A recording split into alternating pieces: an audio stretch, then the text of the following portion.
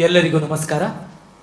ಮುಂದಿನ ನಾಟಕ ರೇಸ್ ಪ್ರಸ್ತುತಿಪಡಿಸುವ ತಂಡ ಜಟಾಪಟಿ.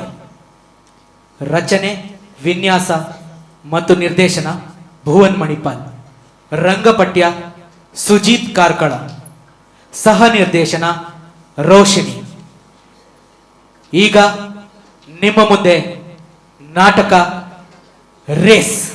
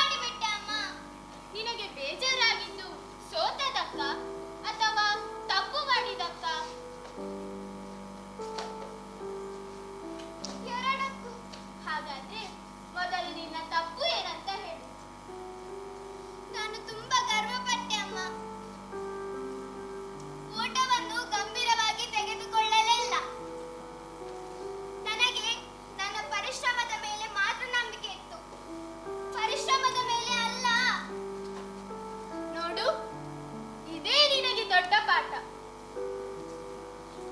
ಆದ್ರೆ ಆಮೆ ನನಗಿಂತ ವೇಗವಾಗಿರ್ಲಿಲ್ಲ ಅಮ್ಮ. ಆದ್ರೂ ಅದು ಗೆದ್ದಿತ್ತು. ಯಾಕೆಂದ್ರೆ ಅದು ನಿಂತೇ ಇರಲಿಲ್ಲ. ನೀನು ವೇಗವಾಗಿದ್ದೀಯಾ ಎಂದು ಗೊತ್ತಿದ್ದರೂ ಅದು ಸೋಲಲಿಲ್ಲ. ಜೀವನದಲ್ಲಿ ಹಲವಾರು ನಿನಗಿಂತ ನಿಧಾನ ಇರಬಹುದು, ಆದ್ರೆ ಅವರು ಸೋತರು ಎಂದಲ್ಲ. ನಾನು ಎಲ್ಲರ ಮುಂದೆ ಸೋತೆ ಅಮ್ಮ. ನನಗೆ ತುಂಬಾ ನಾಚಿಕೆ ಆಯ್ತು. ನಾಚಿಕೆ ಒಳ್ಳೆಯದೇ ಮಗ, ಅದು ಒಬ್ಬನನ್ನ ಬದಲಾಯಿಸುತ್ತದೆ. ಆದ್ರೆ ಅದೇ ನಿನ್ನನ್ನ ದುರ್ಬಲ ಮಾಡಬಾರ್ದು. ನನಗಿನ್ನು ಯಾರನ್ನು ಎದುರಿಸುವ ಧೈರ್ಯ ಇಲ್ಲ ಅಮ್ಮ. ಹಾಗಾದ್ರೆ ಓಡಿ ಹೋಗ್ತೀಯಾ? ಇಲ್ಲ. ಹಾಗಿದ್ರೆ ಏನು ಮಾಡ್ತೀಯಾ?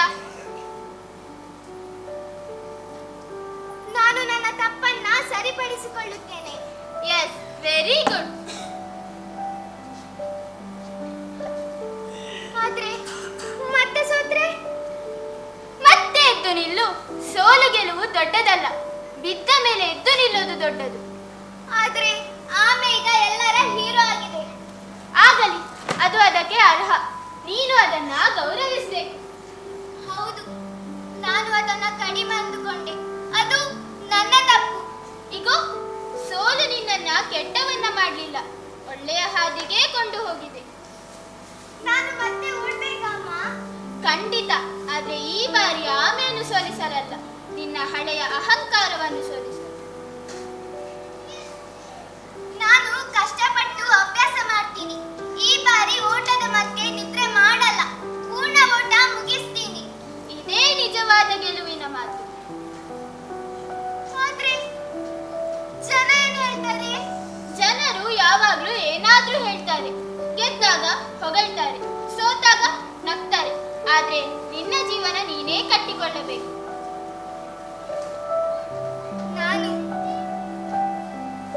ನಾನು ಅಷ್ಟು ಹೆಮ್ಮೆ ಪಡಬಾರ್ದಿತ್ತು ಅಲ್ವಾ? ಹೆಮ್ಮೆ ಪಡುವುದು ತಪ್ಪಲ್ಲ, ಆದ್ರೆ ಅಹಂಕಾರ ಬಂದ್ರೆ ಕಣ್ಣು ಮುಚ್ಚುತ್ತದೆ. ನಿನಗೆ ವೇಗವಿತ್ತು, ಆದ್ರೆ ವಿನಯವಿರ್ಲಿಲ್ಲ. ನಿನಗೆ ಗೊತ್ತಾ, ಇವತ್ತು ನೀನು ಸೋತಿಲ್ಲ. ಅದು ಹೇಗೆ? ಇವತ್ತು ನೀನು ನಿನ್ನ ತಪ್ಪನ್ನು ಒಪ್ಪಿಕೊಂಡೆ. ಅದು ತುಂಬಾ ಜನರಿಂದ ಸಾಧ್ಯವಾಗುವುದಿಲ್ಲ. ನೀನು ಇದ್ದೆ ಅಂದ್ರೆ ನನಗೆ ಧೈರ್ಯ ಬರುತ್ತೆ ಅಮ್ಮ. ಯಾಕೆಂದ್ರೆ ನಾನು ನಿನ್ನ ತಾಯಿ. ನೀನು ಗೆದ್ದರೂ ನನ್ನ ಮಗು, ಸೋತರೂ ನನ್ನ ಮಗು.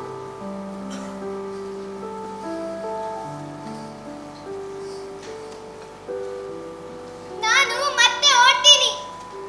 ಈ ಬಾರಿ ಗೆಲ್ಲೋಕೆ ಅಲ್ಲ, ಸರಿಯಾದ ಮೊಲ ಆಗೋಕೆ. ಸದಾ ಕಾಲ ಹೀಗೆ ನಗು ನಗುತ್ತಾ ಇರು. ನೋಡು, ರಾತ್ರಿ ಕಡೆ ಹೊಸ ಬೆಳಕು ಬರುತ್ತಿದೆ. ಹೌದು ಅಮ್ಮ, ನನ್ನ ಹೊಸ ಆರಂಭ ಕೂಡ.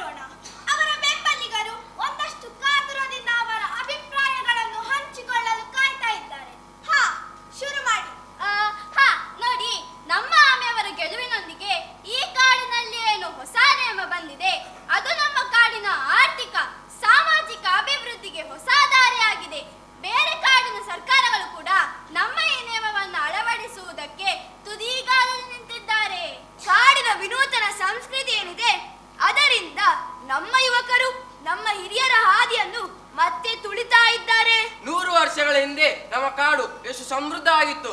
ಆದರೆ ಎಲ್ಲ ರವಸರು ಗಡಿಬಿಡಿಗೆ ಬಿದ್ದು ನಮ್ಮ ಸಂಸ್ಕೃತಿಯನ್ನೇ ಮರೆತಿದ್ದಾರೆ. ಈಗ ಆಮೆಯವರು ಮತ್ತೆ ನಮ್ಮ ಸಂಸ್ಕೃತಿ ಆಚಾರ ವಿಚಾರವನ್ನು ತರುವಂತಹ ಅದ್ಭುತ ಕಾರ್ಯಕ್ಕೆ ಕೈ ಹಾಕಿದ್ದಾರೆ. ಈಗ ನಾವು ಮೊಲ ಅವರ ಅಭಿಪ್ರಾಯವನ್ನು ಕೇಳೋಣ. ಇದರ ಬಗ್ಗೆ ನಿಮ್ಮ ನಿಲುವೇನು ಮೊಲ ಅವರೇ?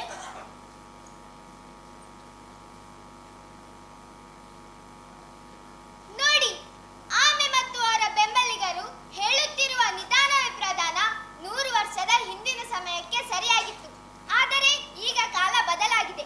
ಪ್ರಪಂಚ ವೇಗ ಪಡಿತಾ ಇದೆ. ಇವತ್ತಿನ ಯುವಜನರನ್ನ ಮತ್ತೆ ಹಿಂದಕ್ಕೆ ಕರೆದುಕೊಂಡು ಹೋಗುತ್ತಿರುವ ಇವರನ್ನ ನಾನ್ ವಿರೋಧಿಸ್ತೀನಿ. ವೇಗ ವೇಗ ಅಂತ ಹೇಳಿ ಸೋತೋದ್ರಲ್ಲ, ಅದಕ್ಕೇನ್ ಹೇಳ್ತೀರಾ? ಹೌದು, ನಾನ್ ಸೋತಿದ್ದೀನಿ.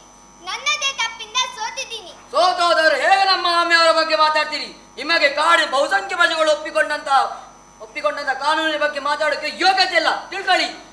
You don't have any rights. ಸೋದರಕ್ಕೆ ತಪ್ಪು ಅಂತ ಹೇಳೋ ಹಾಗಿಲ್ವಾ? ಯಾವ್ದ್ರಿ ತಪ್ಪು? ನಿಮ್ಮನ್ನ ಕಾಡಲ್ಲಿ ಇರೋಕೆ ಬಿಟ್ಟಿರೋದೇ ತಪ್ಪು. ನಿಮ್ಗೆ ಆಗಲ್ಲ ಅಂದಿದ್ರೆ ಹೋಗ್ರಿ ಇಲ್ಲಿಂದ. ಆಮೆ ಅವ್ರು ಏನಾದ್ರು ಹೇಳ್ತೀರಾ? ಈ ಭೂಮಿ, ಆಕಾಶ, ಜನರು ಎಲ್ಲ ನಮ್ಮವರೇ. ಒಂದು ರೇಸ್ ಅಂತ ಮಾತ್ರಕ್ಕೆ ಅದೊಂದು ಸೋಲು ಅಷ್ಟೇ, ಸಾವಲ್ಲ. ಸೋಲು ಮತ್ತು ಗೆಲುವು ಎರಡು ಬದುಕಲ್ಲಿ ಸಹಜ. ಅದನ್ನ ಸ್ವೀಕರಿಸಬೇಕು. ನಾನು ಮತ್ತೆ ರೇಸ್ಗೆ ತಯಾರಿದ್ದೀನಿ. ನಿಮ್ಮ ನಿಧಾನವೇ ಪ್ರಧಾನ ಎಂಬ ಹೊಸ ನಿಯಮವನ್ನು ನಾನು ಮುರಿತೀನಿ. ಹಾ, ಇದು ನಿಜವಾದ ಬ್ರೇಕಿಂಗ್ ನ್ಯೂಸ್. ಮೊಲ ಅವರು ಸ್ಫೋಟಕ ಹೇಳಿಕೆಯನ್ನು ನೀಡಿದ್ದಾರೆ. ಅವರು ಮತ್ತೆ ರೇಸ್ಗೆ ಸಿದ್ಧವಾಗಿರುವ ವಿಷಯವನ್ನು ತಿಳಿಸಿದ್ದಾರೆ. ಇದು ಖಂಡಿತ ಆಮೆ ಅವರು ಎಕ್ಸ್ಪೆಕ್ಟ್ ಮಾಡುವುದಿಲ್ಲ. ಕಾಡು ಈ ದಿನಕ್ಕೆ ಕಾತುರದಿಂದ ಕಾಯ್ತಾ ಇರುತ್ತೆ. ಯಾವಾಗ ಈ ರೇಸ್ ನಡೆಯಬೇಕು ಎಂದು ಸ್ಕ್ರೀನ್ ಮೇಲೆ ಕಾಣಿಸುತ್ತಿರುವ ನಂಬರ್ಗೆ SMS ಮಾಡಿ. ಇದರ ಬಗ್ಗೆ ನಿಮ್ಮ ಅಭಿಪ್ರಾಯ ಏನು ಆಮೆ ಅವರೇ? ಹಾಗೆಲ್ಲ ಒಂದೇ ಸಲ ಡೇಟ್ ಹೇಳೋಕ್ಕಾಗಲ್ಲ. He is very busy, you know. ನಮ್ಮ ವರಿಷ್ಠರ ಹತ್ರ ಮಾತಾಡ್ಬೇಕು, ಬೆಂಬಲಿಗರ ಅಭಿಪ್ರಾಯ ಪಡ್ಕೊಳ್ಬೇಕು. ಹೋದ ರೇಸ್ ಆದಾಗ ಯಾರ ಅಭಿಪ್ರಾಯ ಕೇಳಿದ್ರು? ಅದೊಂದು ಸಾಮಾನ್ಯ ರೇಸ್ ಆಗಿತ್ತು ಅಷ್ಟೇ. ಕಾಡಿನ ಪ್ರಜೆಗಳ ಎದುರಲ್ಲಿ ಆ ರೇಸ್ ನಡೆದಿತ್ತು. ಇವಾಗ ಯಾಕೆ ಅವರನ್ನ ಕೇಳಬೇಕು? ಅದೇ ಜಾಗದಲ್ಲಿ ಅದೇ ಪ್ರಜೆಗಳ ಎದುರು ಮತ್ತೆ ರೇಸ್ ನಡೀಲಿ. ನಾನ್ ಸಿದ್ಧನಾಗಿದ್ದೀನಿ. ನೀವು ರೆಡಿ ಇದ್ದೀರಾ? ಇದರ ಬಗ್ಗೆ ನಮ್ಮ ಆಡಿಯನ್ಸ್ ಏನ್ ಹೇಳ್ತಾರೆ ಕೇಳೋಣ. ಹಾ, ಮೊಲ ಹೇಳೋದ್ರಲ್ಲೂ ಒಂದ್ ಅರ್ಥ ಇದೆ. ಅದಕ್ಕೂ ಒಂದ್ ಚಾನ್ಸ್ ಕೊಡ್ಬೇಕು.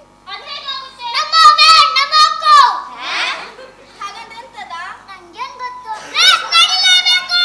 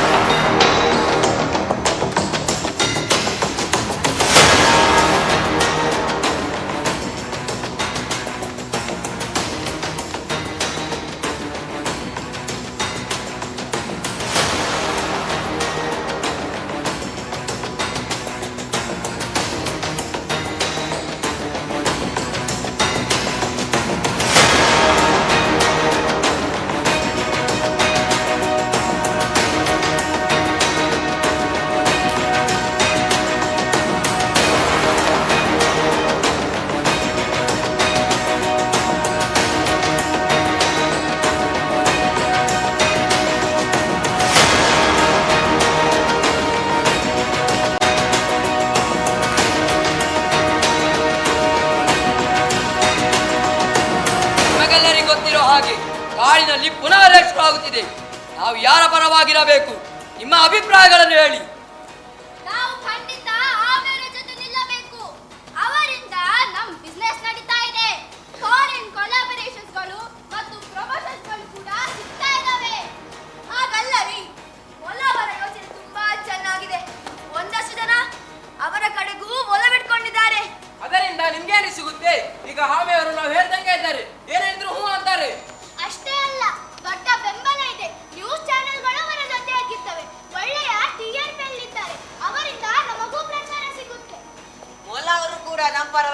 ಆಗ್ತದಲ್ಲ. ಒಮ್ಮೆ ಗೆದ್ದರೆ ಅವರಿಗೂ ಇದರ ರುಚಿ ಹತ್ತುತ್ತೆ. ಅವನ್ ತುಂಬಾ ಬುದ್ಧಿವಂತ ಇದ್ದಾನ್ರಿ. ಅವ ಬಂದ್ರೆ ನಮ್ಗೆಲ್ಲ ಬಗಿನಿಗುಟ್ಟಾನೆ. ಹೌದದು, ನಮ್ಮ ಆಚಾರ ನಂಬಿಕೆ ಮುಖ್ಯ.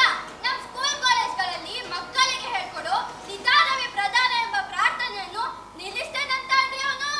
ಕಾಡಿನ ಬಹುಪ್ರಜೆಗಳು ಪಾಲಿಸೋ ನಿಧಾನವೇ ಪ್ರಧಾನ ಎಂಬ ದೇವನ್ನು ತೊಲಗಿಸ್ತೀನಿ ಅಂತ ಬಣ ತೊಟ್ಟಿದ್ದಾನೆ ಅವಳ. ಅವನು ಯಾವತ್ತೂ ಗೆಲ್ಲಬಾರದು. ನಮ್ಮ ಸಂಸ್ಕೃತಿ ಉಳಿಸಬೇಕು. ಹಾಗಲ್ಲರಿ, ಇವಾಗ ರೇಸ್ ನಡೆದ್ರೆ ಆಮೇಲೆ ಅವ್ರು ಗೆಲ್ತಾರೇನ್ರಿ? ಕಷ್ಟ ಇದೆ, ಆದ್ರೆ ಪ್ರಜೆಗಳು ರೇಸ್ ಆಗ್ಬೇಕಂತ ತುದಿಗಲ್ಲೇ ನಿಂತಿದ್ದಾರೆ. ಇಡೀ ಕಾಡೆ ಕಾಯ್ತಿದೆ ರೇಸ್ ಆಗುತ್ತೆ ಅಂತ. ಆದ್ರೆ ನಾವು ನಿಧಾನವಾಗಿ ಯೋಚಿಸಿ ಪ್ಲಾನ್ ಮಾಡಿ ಇದನ್ನು ಆರ್ಗನೈಸ್ ಮಾಡಬೇಕು, ಆಮೇಲೆ ಗೆಲ್ಲಿಸಬೇಕು. ನಮ್ ಪ್ಲಾನ್ ಯಾರಿಗೂ ಲೀಕ್ ಆಗ್ಬಾರ್ದು. ಆ ಮೊಳದ ಕಡೆಯವ್ರಿಗೆ ಗೊತ್ತಾದ್ರೆ ಬಹಳ ಕಷ್ಟ ಆಗ್ತದೆ. ಅದಕ್ಕೆಲ್ಲ ಯೋಚನೆ ಮಾಡ್ಬೇಡ್ರಿ. ನಮ್ ಹುಡುಗರಿದ್ದಾರೆ, ಯಾವಾಗ ಯಾರನ್ನು ಹೊಡಿಬೇಕಂದ್ರೆ ಸಾಕು, ಮಿಕ್ಕಿದ್ದೆಲ್ಲ ನೋಡ್ಕೊಳ್ತಾರೆ. ಆಮೆ ಅವರ ಕಟ್ಟ ಬೆಂಬಲರ ಫುಲ್ ಸಪೋರ್ಟ್ ಇದೆ. ಸರಿ, ಈಗ ಪ್ಲಾನ್ ಬಗ್ಗೆ ಯೋಚನೆ ಮಾಡಿ. ಯೋಚನೆ ಮಾಡ್ತೀವಿ.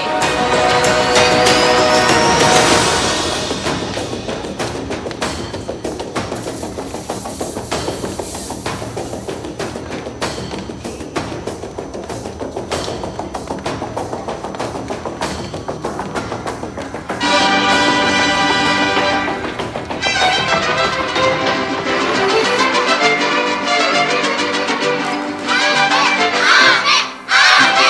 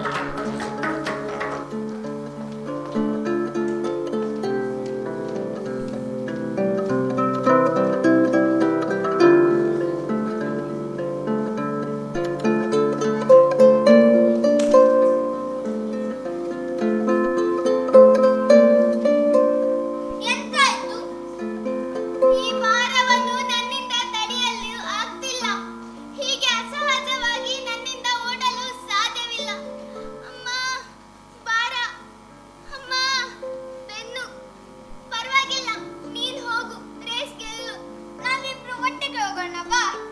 ಅದು ನಿಯಮದ ವಿರುದ್ಧ ಅಲ್ವಾ? ನಿಯಮನ ಈಗ ಯಾರು ನಿಯಮ ಪಾಲಿಸುತ್ತಾರೆ? ಅಲ್ಲಿ ಕಸ ಹಾಕ್ಬಾರ್ದಂತ ಉಂಟು, ಕಸ ಅಲ್ಲೇ ಹಾಕ್ತಾರೆ.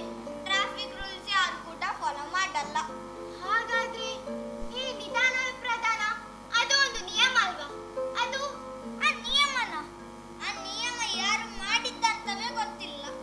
ನಾನು ರೇಸ್ ಗೆದ್ದೆ, ಎಲ್ಲರೂ ನನ್ನನ್ನು ಎತ್ತಿ ಸಂಭ್ರಮ ಪಟ್ರು. ಆಮೇಲೆ ಒಂದು ಕಡೆ ಕೂಡಿ ಹಾಕಿದ್ರು. ಕಾಡಿನಲ್ಲಿ ಖುಷಿ ಖುಷಿಯಾಗಿದ್ದ ನಂಗೆ ಎಂತ ಐತೆಂತವೇ ತಿಳಿಯಲಿಲ್ಲ. ಸ್ವಾತಂತ್ರ್ಯ ಕೂಡ ಇರಲಿಲ್ಲ. ಅವರು ಹೇಳಿದ್ದಾಗ ಹೇಳ್ಬೇಕು, ಅವರು ಹೇಳಿದ್ದಾಗ ಮಲಗಬೇಕು, ಅವರು ಹೇಳಿದ್ದನ್ನೇ ಕೇಳ್ಬೇಕು. ಬಹಳ ಕಷ್ಟ. ನೀನು ಹೋಗಿ ರೇಸ್ ಗೆಲ್ತೀಯಾ? ಹೌದಾ? ಹೀಗೆಲ್ಲ ಮಾಡಿದ್ರ? ಓ, ಈಗ ತಿಳಿತಾ ಇದೆ. ಅವರೆಲ್ಲ ನಿನ್ನ ಮುಖವನ್ನ ಎದುರಲ್ಲಿಟ್ಕೊಂಡು ಅವರಿಗೆ ಬೇಕಾದ ಹಾಗೆ ಆಡ್ತಾ ಇದ್ದಾರೆ. ಈ ಕಾಡನ್ನ ಒಡೆದು ಅವರಿಗೆ ಬೇಕಾದ ಹಾಗೆ ಬಣ್ಣ ಹಚ್ತಾ ಇದ್ದಾರೆ. ಹೌದಾ? ಎಲ್ಲಿ ಬಣ್ಣ ಹಚ್ಚಿದ್ರು? ಅದು ಹಾಗಲ್ಲ. ಈ ಗುಂಪುಗಾರಿಕೆ, ತಾರತಮ್ಯ, ಮೇಲು ಕೀಳು ಅವನ್ನೆಲ್ಲ ಒಡೆದು ನಾವು ಒಂದೇ ಕಾಡಿನ ಪ್ರಾಣಿಗಳಂತ ತೋರಿಸ್ಬೇಕು. ಹಾಗಾದ್ರೆ ನಾವು ಒಟ್ಟಿಗೆ ರೇಸ್ ಗೆಲ್ಲೋಣ. ಹಾ ಹೌದು, ಒಟ್ಟಿಗೆ ರೇಸ್ ಗೆಲ್ಲೋಣ.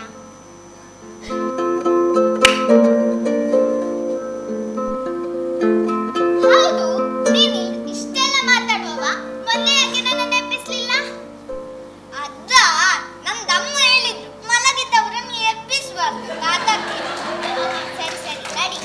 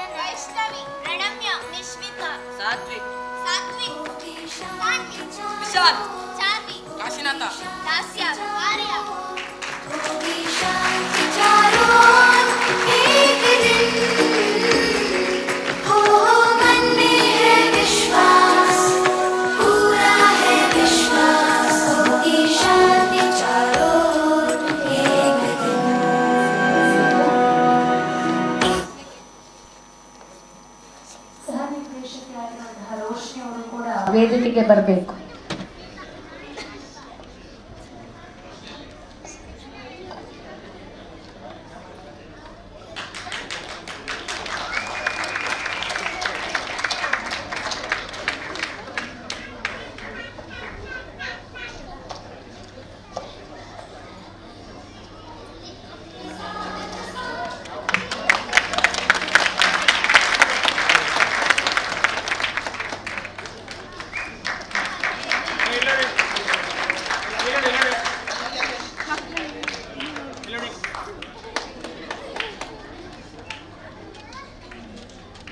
Okay thank you